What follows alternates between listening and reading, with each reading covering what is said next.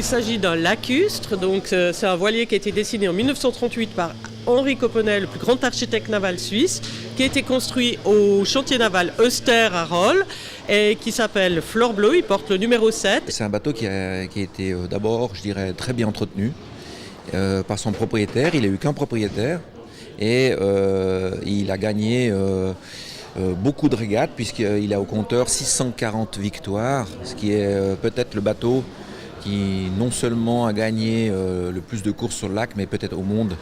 Donc c'est pour être un bateau qui rentre dans le record des Guinness Book avec 640 coups de canon, ce qui est exceptionnel pour un bateau. On essaye de ne pas soustraire les bateaux à la navigation. Si les bateaux ils ont un propriétaire, s'ils régatent, c'est parfait. Hein. On ne cherche pas du tout à les sortir de l'eau. Mais voilà, des fois, on trouve des unités comme ce Fleur Bleue, un bateau magnifique, avec un palmarès exceptionnel dans un champ. Et puis voilà, on était obligé d'agir.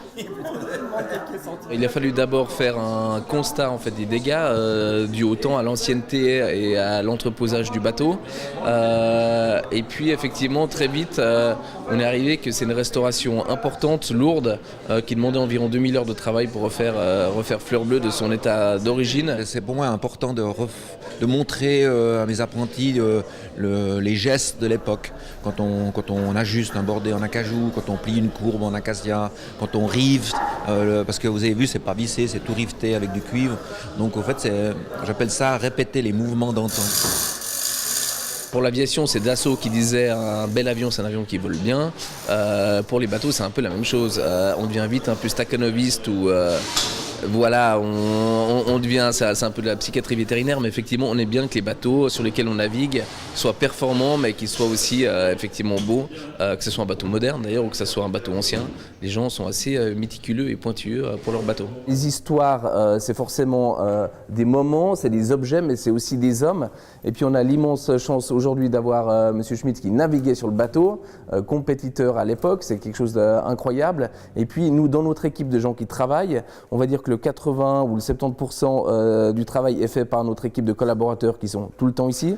Et on a aussi des collaborateurs qui ont été formés par Philippe, qui ont été apprentis, qui ont été quasiment les meilleurs apprentis. Et puis ces gars-là, en plus, sont régatiers. Et aujourd'hui, ils naviguent sur des bateaux qui ont à 45 nœuds sur des foils. Et puis ce matin, c'est eux qui sont en train de raboter le bateau. Et est-ce qu'on pourrait l'imaginer sur l'eau, finalement, ce bateau ? Nous, forcément, on l'imagine sur l'eau, parce qu'on est régatier. Maintenant, semble-t-il qu'on a voulu ramener ce patrimoine pour que les générations prochaines puissent choisir de remettre ce bateau à l'eau, s'il y a la volonté qui est faite. Mais en tout cas, le bateau, techniquement, bien entendu, il peut renaviguer.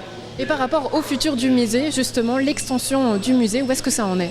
Alors malheureusement, on est au tribunal maintenant, on a une opposition à notre plan de quartier. Les choses vont certainement s'éclaircir dans le courant de l'année et puis on pourra reprendre la suite de nos travaux. Donc en attendant, on a décidé avec la Fondation pour le musée du Léman de restaurer quelques objets. Donc on s'occupe maintenant du Fleur Bleue.